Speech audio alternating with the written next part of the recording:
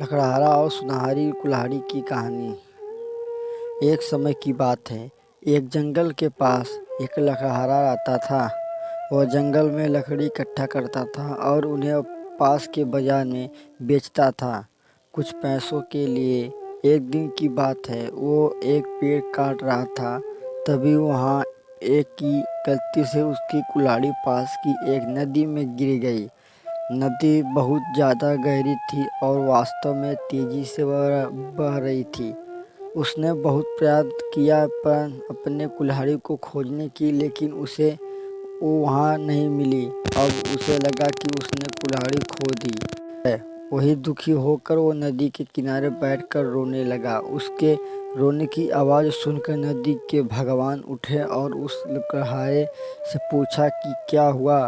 लकड़हारा ने कहा, उन्हें अपनी दुखद कहानी बताई। नदी के भगवान को उस लकड़हारे के ऊपर दया आई और वो उसकी मेहनत और सच्चाई देखकर उसकी मदद करने की बेशक की। वो नदी में गायब हो गए और एक सुनहरी कुल्हाड़ी वापस लाया, लेकिन लकड़हारे ने कहा कि ये उसका नहीं है।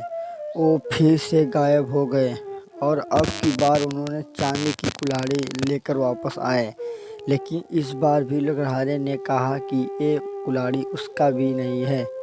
अब नदी के भगवान पानी में फिर से गायब हो गए और अब की बार वह एक लोहे की कुल्हाड़ी के साथ वापस आ गए।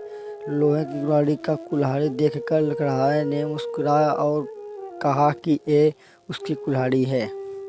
नदी के भगवान ने लकड़हारे की ईमानदारी से प्रभावित होकर उसे सोने और चांदी की दोनों कुल्हाड़ियों से पेट भर दिए। कहानी की सीख।